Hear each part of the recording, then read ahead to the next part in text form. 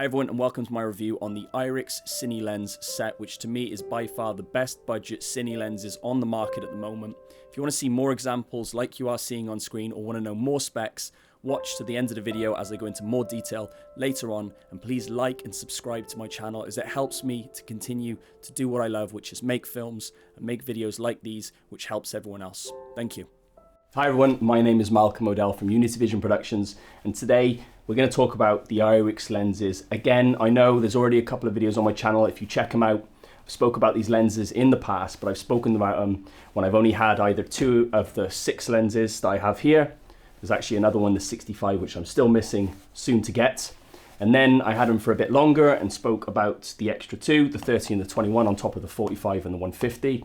And now recently I've managed to get my hands on both the 15mm and the 11mm, so almost the full set. And I've got to use these lenses quite extensively on some recent projects, some of which I'm not able to show you any footage yet because they're quite big projects. But pound for pound, these lenses, considering the cost to quality ratio, what you're getting is a phenomenal quality set of lenses for a very, very low price. Let's get into it.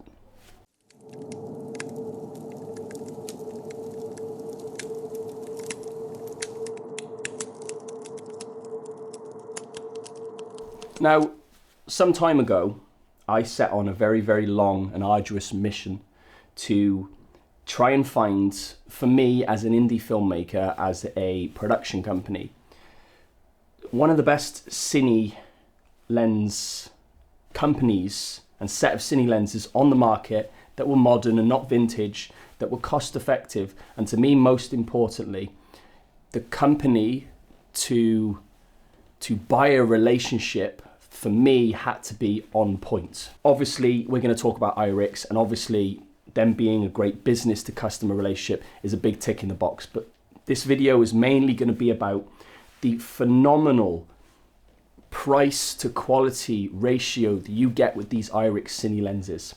There's 7 lenses in their Cine range at the moment, minus the 65. So I have the 150, the 45, the 30, the 21, the 15, and the 11. The build quality that you get with them, the mechanisms and the gears, the edge-to-edge, nearly zero distortion and nearly zero chromatic aberration, just everything you get with these lenses for 1,100 euros a lens. I mean, here right now, almost a full set, we're talking 6,600 euros. Now, I've done a lot of research, and yes, I can get bigger brands and more higher priced brands that they say that the quality that you're paying for is obviously unmatched and unparalleled. Now, some of those brands, I have put the 45mm up against some other lenses, and I went to the BIR TV convention in China recently with IRIX to stand at their stand and talk to consumers, talk to businesses about these products. And we put the 45mm, which is £1,100 Cine lens, up against the 16,000 euro lens, not mentioning any names. There will be a video out on it soon, and you'll be able to see the quality difference, which there isn't much, yourself very, very soon. So keep an eye out for that one.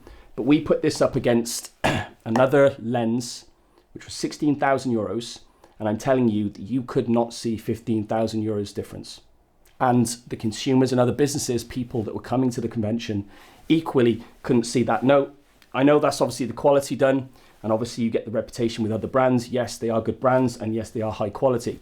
But if you're an indie filmmaker and you're a budget filmmaker, or you're fresh out of university, or you're getting into filmmaking and cinematography for the first time, and you want to show the quality of what you can shoot, but you can't afford £100,000 for a top range cine set of lenses or whatever, then to me, IRIX are just a go-to. Now I'm going to stop waffling and talk about some of the specs of each lens, and also show you some examples using each lens.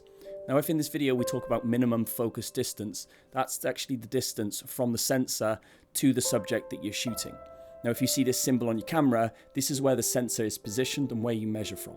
Now, the IRIX 11mm is a T4.3 to T22 with a minimum focus distance of 27 centimeters.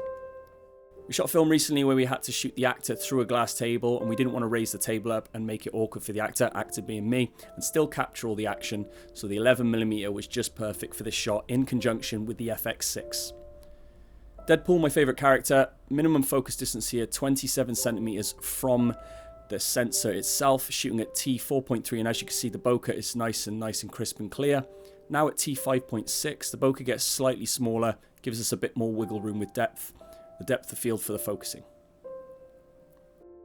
Now the 15mm t2.6 to t22, minimum focus distance of 25 centimeters. Same film, but now the perspective is the actor, myself, looking in the mirror, having a meltdown, and we wanted to capture all of the room and all of the action itself. So the 15mm was just perfect for this shot. Deadpool, my favorite character. Bokeh's getting larger now, 25 centimeters from the actor itself. And as you can see, bokeh's nice, smooth and round. Now at 2.8, the bokeh gets smaller and less oval on the edges. Shot a concert recently, big artist, can't tell you who it was, but you just can see obviously how much you can get in the shot and how crisp it is.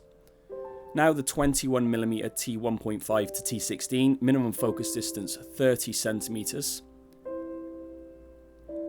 Shot a commercial recently and we mounted this with the A7S III to the front of the vehicle, capturing obviously the driving around both of the actors, and as you can see, that lens flare is just beautiful, seeing all the elements in that.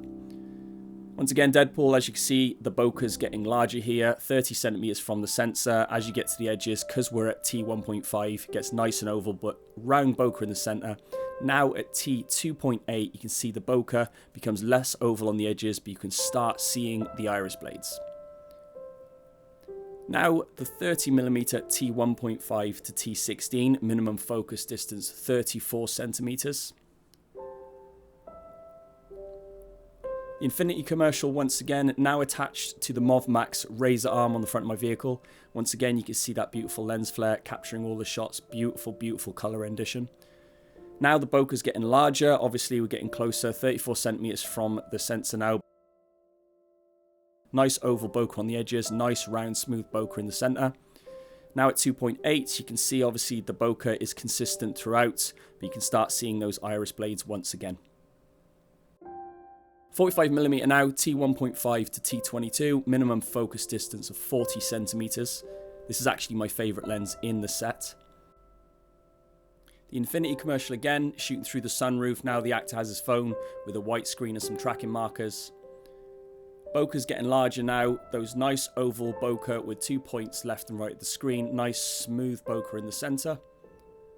This is at T1.5, now T2.8, obviously consistency of that bokeh across the screen, and you can see the iris blades, just beautiful. Now the 150mm macro.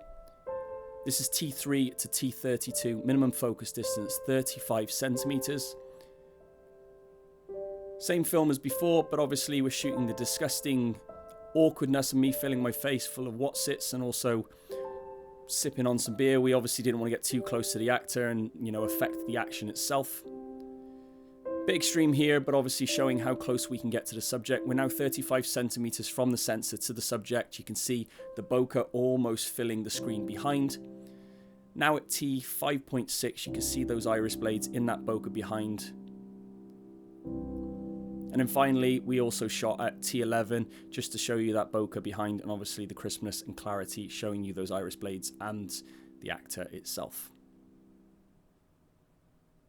Got back from Austria recently where we filmed feature film Dirty Boy. We was out there for a month shooting on the Atlas Orion lenses, which are great lenses. However, there was a specific scene within the film where we had to shoot a hidden CCTV footage that we use within the film. Now, the Atlas Orions, if any of you are aware, they're big, heavy lenses, and the room we were shooting in was quite small, and we had to hide this camera to make it look believable to use the footage within the film. So we actually used the IRIX 150mm alongside the A7S III, which is what we're shooting on right now, to get that CCTV footage to use within the film. And it was just perfect. My final thoughts on the IRIX Cine lens set is I'm excited to see what IRIX bring out in the near future, especially when it's down to focal lengths between 65mm and the 150. Now I'm personally wanting something around the 100-105mm mark, but let me know what you think in the comments down below on what you think IRIX will bring out next or what you'd like to see next. IRIX are watching, so drop in the comments below and let them know what you want to see next. My name's Malcolm Odell from Unity Vision Productions. This has been another review on the amazing IRIX Cine Lens set. See you soon.